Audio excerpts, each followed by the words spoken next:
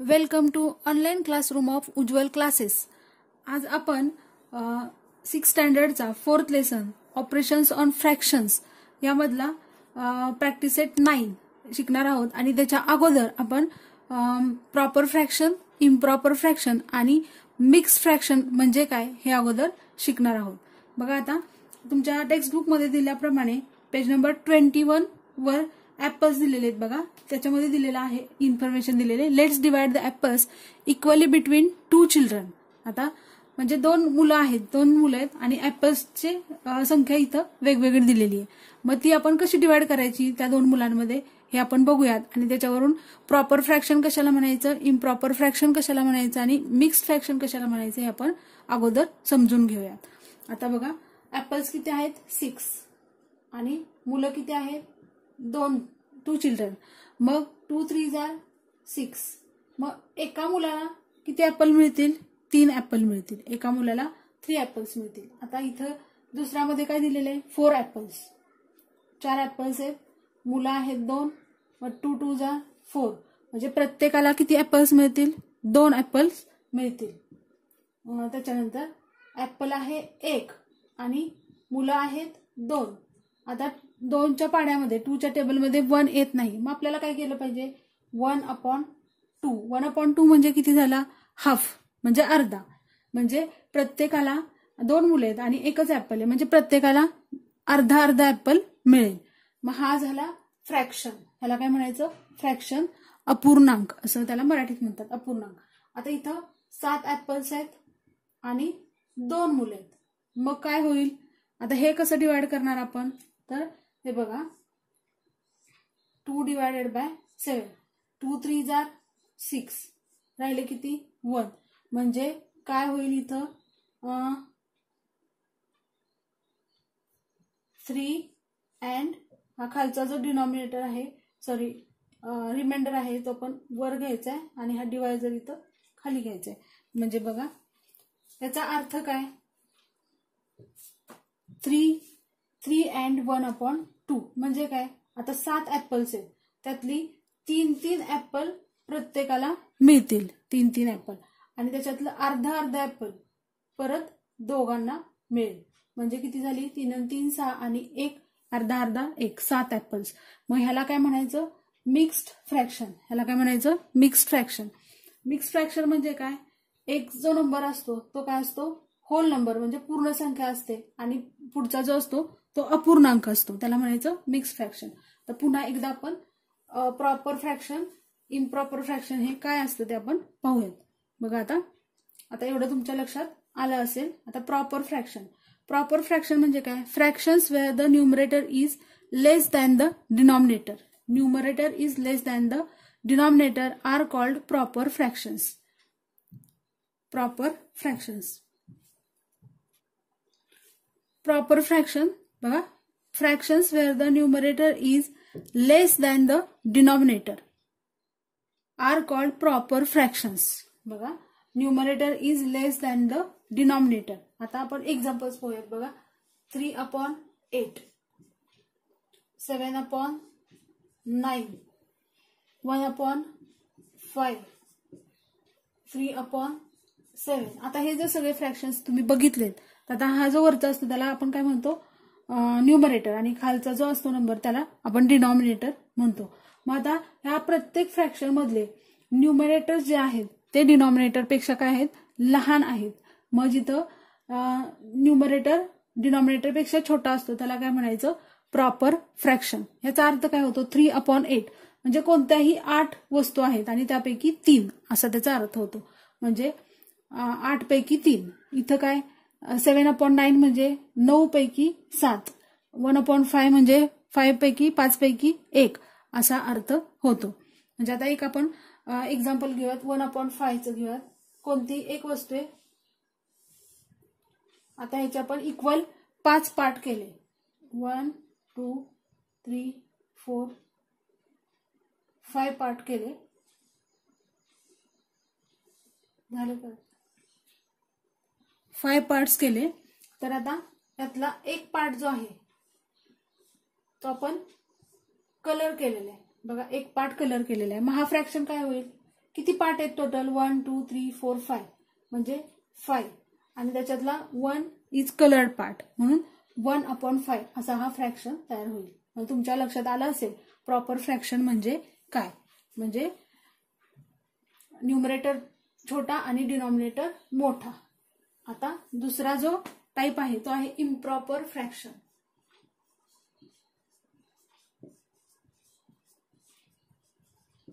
Improper fraction. Improper fraction म्हणजे काय. Fractions where the numerator is greater than the denominator are called improper fractions. म्हणजे इथं काय असतो, डिनॉमिनेटर जो असतो तो काय असतो, छोटा असतो आणि न्यूमरेटर काय असतो, मोठा असतो. बघा 7/2, 10/3, 9/4, 8/3, 5/2 हे जे सगळे आहेत ते आहेत इम्प्रॉपर फ्रॅक्शन्स. मग आता इम्प्रॉपर फ्रॅक्शन मध्ये काय बघा, न्यूमरेटर जो आहे तो डिनॉमिनेटर पेक्षा मोठा आहे सगळ्याच फ्रॅक्शन मध्ये. बघा 10 is greater than 3, 9 is greater than 4, 8 is greater than 3 and 5 is greater than 2. म्हणजेच काय, numerators are greater than denominators. These fractions are called improper fractions. मग आता बघा ह्या इम्प्रॉपर फ्रॅक्शनच आपण आता मगाशी ऍपलचं एक्झाम्पल घेतलं तर आपण काय केलं, ह्या 2 नी 7 ला काय केलं, आपण डिवाइड केलं. मग हे डिवाइड करून काय होतं, एक होल नंबर मिळतो. बघा आता mixed fraction.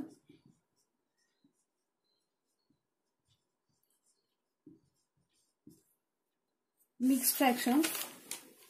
Fractions that are a combination of a whole number and a proper fraction are called mixed fractions. बघा आता 7/2 हा जर आपण इम्प्रॉपर फ्रॅक्शन घेतला तर आता 7/2 म्हणजेच काय, 7 डिवायडेड बाय 2.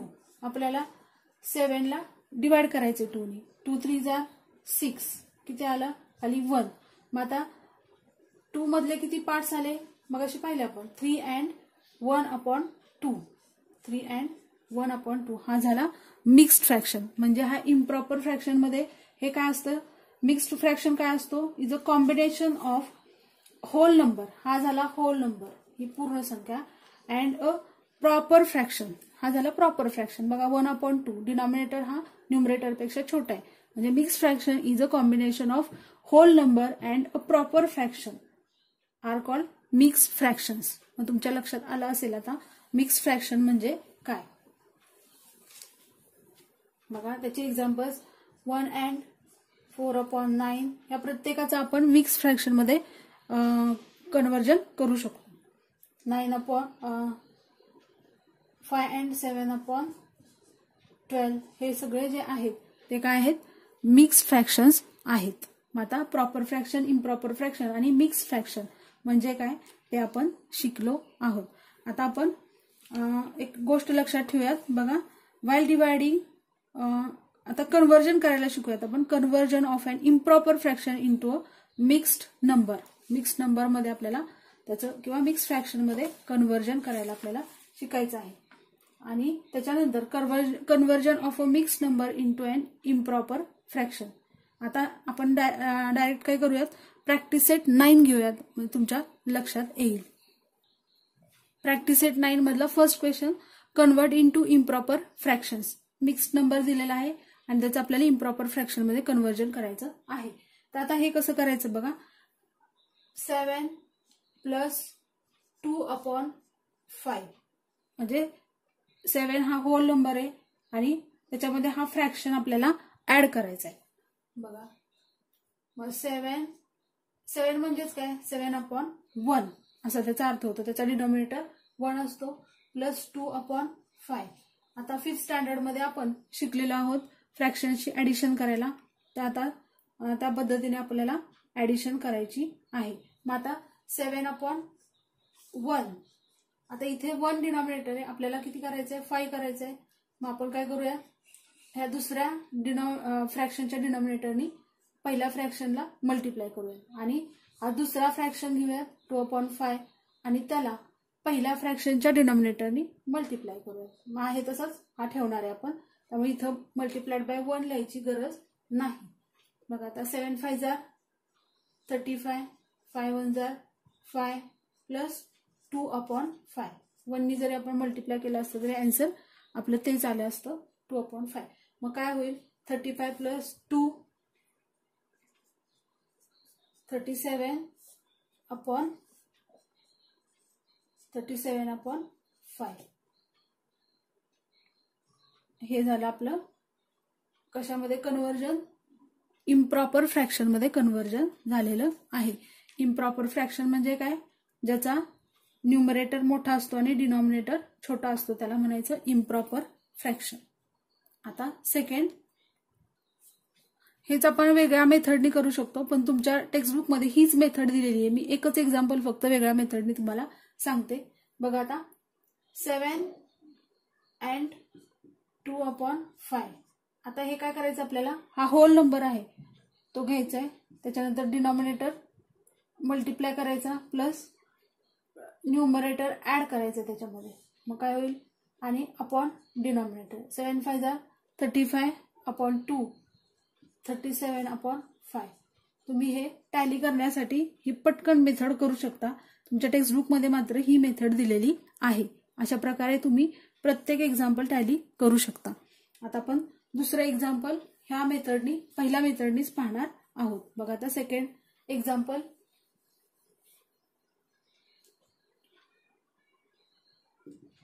5 and 1/6. 5 and 1/6. बघा हे कसं करायचंय, 5 प्लस 1/6. मग काय करायचं आपल्याला, डिनॉमिनेटर इक्वल करायचे. आता 5 ला 1 आहे म्हणून काय करायचंय 5/1 मल्टिप्लाइड बाय 6 आणि प्लस 1/6. मग 5 6 जार 30/6 प्लस 1/6. मग किती येईल इथं 30 प्लस 1 31/6. अशा प्रकारे आपलं आन्सर आलेलं आहे 31/6. म्हणून आन्सर काय आलं आपलं, असं शेवटी आन्सर लिहायचंय 5 and 1/6 इज इक्वल टू 31/6. हा झाला त्याचा इम्प्रॉपर फ्रॅक्शन. आणि आन्सर आपण असं स्क्वेअर मध्ये घालूया म्हणजे ते जास्त चेक करणाऱ्याला सोपं पडतं. इथंही आपण तसंच करायचं आहे. आता बघा याचा आन्सर पण आपण कसं लिहूया, therefore 7 and 2/5 is equal to 37/5. असं आन्सर आलेलं आहे. आता पुढचं एक्झाम्पल घेऊयात आपण. बघा आता 4 प्लस 3/4 म्हणजेच काय 4/1 प्लस 3/4.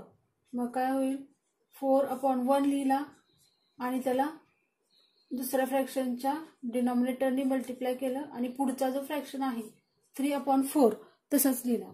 मग काय आन्सर आलं 4 4 जार 16/4 प्लस 3/4. मग आन्सर काय येईल आपलं 16 प्लस 3 19 19/4 हे आन्सर आलेलं आहे. बघा आता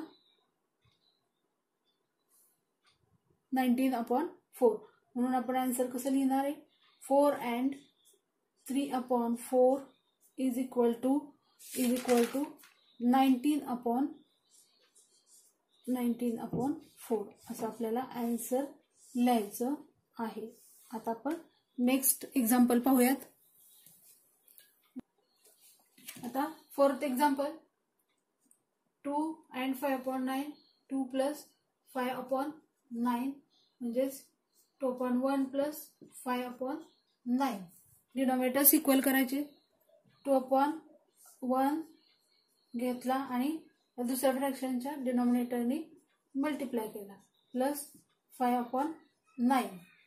कारण आपल्याला इथं 9 हा डिनॉमिनेटर आणायचा आहे म्हणून आपल्याला 9 नी मल्टिप्लाय केलं पाहिजे. 9 2 जार 18/9 1 जार 9 प्लस 5/9. मग काय होईल 18 प्लस 5 किती आलं 18 प्लस 5 23/9 हे आलं आपलं आन्सर. मग आपण आन्सर कसं लिहिणार आहोत, therefore 2 and 5/9 is equal to 23/9. हे झालं आपलं आन्सर. आता नेक्स्ट अँड लास्ट नंबर ह्याच्यामधला 5th काय आहे, 1 and 5/7. 1 and 5/7. मग काय करायचंय, 1 + 5/7. Next step 1/1 + 5/7. मग आता ह्या 1/1 ला आपल्याला 7 डिनॉमिनेटर आणायचं आहे. आपण त्याशिवाय ऍडिशन करू शकत नाही डिनॉमिनेटर इक्वल केल्याशिवाय. म्हणून याला 7 नी मल्टिप्लाय केलं प्लस 5/7. मग किती आलं, 7 × 1 = 7, 7 × 1 = 7 प्लस 5/7. मग किती आलं, 7 + 5/7 किती आलं, 12/7. म्हणून आन्सर काय आपलं आलं, 1 and 5/7 is equal to 12/7. 12/7 हे आलं आपलं आन्सर. चला आता नेक्स्ट क्वेश्चन पाहूयात, क्वेश्चन नंबर 2. आता question number 2, convert into mixed numbers. First example आहे 30/7. याचा अर्थ काय, 30/7.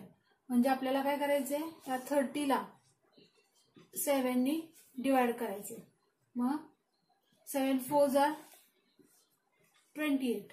राहिले किती, 30 - 28 2. म्हणून आपला आन्सर काय आलं बघा, 30/7 is equal to, आता हे लिहिताना कसं लिहायचं व्यवस्थित लक्षात ठेवायचं. 4 हा कोशंट आपल्याला पहिला घ्यायचा आहे, त्याच्यानंतर आपल्याला काय घ्यायचंय, रिमाइंडर घ्यायचा आहे आणि नंतर डिवायझर घ्यायचा आहे. 4 and 2/7 हे आपलं आन्सर आलेलं आहे. आता दुसरं एक्झाम्पल पाहूयात. 7/4 म्हणजेच काय, 7/4. मग काय करायचं आपल्याला, 7 ला 4 नी डिवाइड करायचं. 4 × 1 = 4. राहिले किती, खाली 3, रिमाइंडर राहिला 3. मग आता लिहिताना कसं लिहायचं आपल्याला, 7/4 is equal to, कोशंट सुरुवातीला घ्यायचा आहे, 4 × 1 = 4. राहिले किती, 3 आणि डिवायझर खाली घ्यायचं आहे. हे झालं आपलं दुसऱ्या एक्झाम्पलचं आन्सर. आता तिसरं एक्झाम्पल पाहूयात. 15/12 म्हणजेच काय, 15/12. 15 ला आपल्याला 12 नी डिवाइड करायचंय.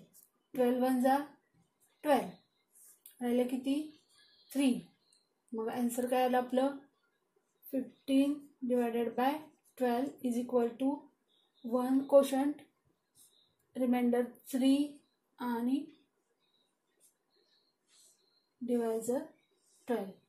आपलं आन्सर काय आलंय, 1 and 3/12. आता फोर्थ एक्झाम्पल 11/8. 11/8. आता आपल्याला 8 नी 11 ला डिवाइड करायचं. 8 × 1 = 8. किती राहिले, 3. मग आन्सर काय आलं आपलं, 11/8 is equal to 1 and 3/8. 1 and 3/8. 1 and 3/8. बघा लिहिताना व्यवस्थित काळजी घ्यायची आहे. पहिला आपल्याला लिहायचं आहे काय, कोशंट, त्याच्यानंतर रिमाइंडर वर लिहायचं इथं आणि डिवायझर खाली लिहायचा आहे. आता पुढचं एक्झाम्पल पाहूयात. बघा next example 21 upon 4 21 divided by 4. मग आपण करूया तिथं 21 डिवायडेड बाय 4.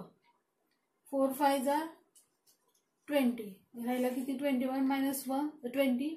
मग आपला आन्सर काय आलं 21 अपॉन 4 इज इक्वल टू बघा क्वोशंट किती आहे 5. आपल्याला वर घ्यायचा आहे रिमाइंडर आणि खाली डिवायझर. बघा तुम्ही टॅली करू शकता इथं. बघा 5 4 जार 20 प्लस 1 21 अपॉन 4 हे असं टॅली करू शकता.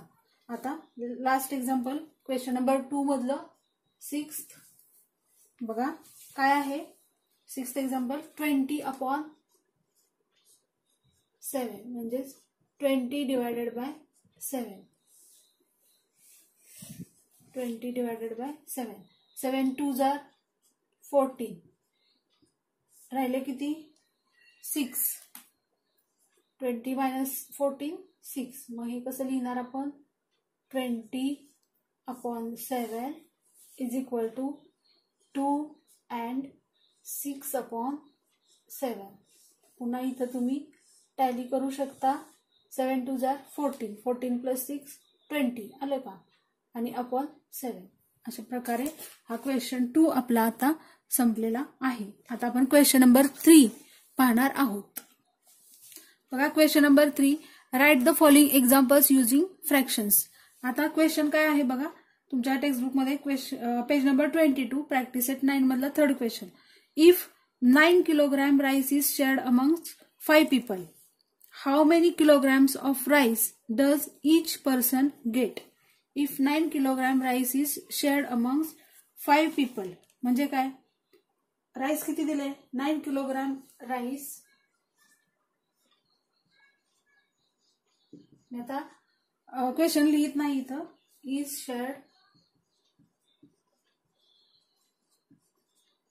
शेअर्ड अमंग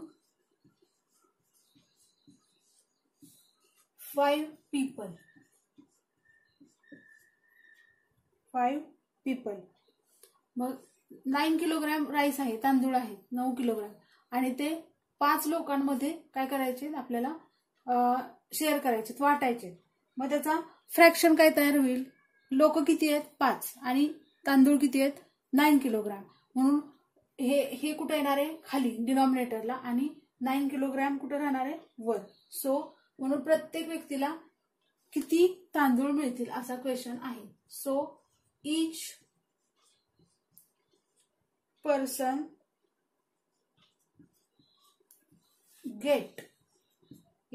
गेट किती 9 अपॉन 5 किलोग्राम राईस. हे झालं आपलं आन्सर. किती आलं 9 अपॉन 5 किलोग्राम राईस झालं. एवढंच आन्सर ह्याचं आहे.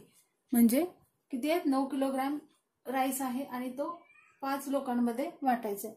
मग असं आपला आन्सर आलेला आहे. आता नेक्स्ट क्वेश्चन बघा. क्वेश्चन त्यातला 2nd example to make 5 shirts of the same size. 5 shirt बनवायचे सेम साईजचे. 11 meters of cloth is needed. त्या 5 शर्ट बनवण्यासाठी शिवण्यासाठी 11 मीटर्स म्हणजे 11 मीटर कापड लागणार आहे. How much cloth is needed for 1 shirt. मग एक शर्ट शिवण्यासाठी किती मीटर कापड लागेल असा क्वेश्चन आहे. मग आता आपण ह्याचं सोल्युशन लिहूया. बघा 11 मीटर्स आन्सर लिहिते मी. 11 meters of cloth is needed to make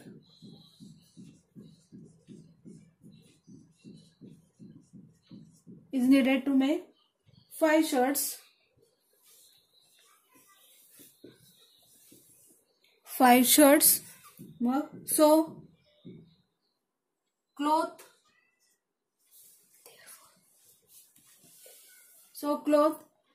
needed to make 1 shirt. So cloth needed to make 1 shirt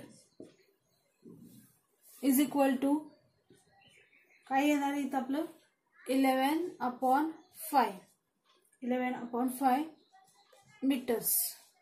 किती शर्ट बनवायचे? किती? 5 शर्ट्स. म्हणून हे 5 खाली घेतलं आणि 11 वर घेतलं. मग हे आलं आपलं आन्सर. मग अशा प्रकारे आपण आज प्रॅक्टिस सेट 9 शिकलेलो आहोत. आणि तुम्हाला जर हा व्हिडिओ आवडला असेल तर लाईक करा, तुमच्या मित्रांसोबत शेअर करा आणि उज्ज्वल क्लासेस हा चॅनल सबस्क्राईब करा. आणि हा व्हिडिओ शेवटपर्यंत पाहिला त्याबद्दल थँक्यू.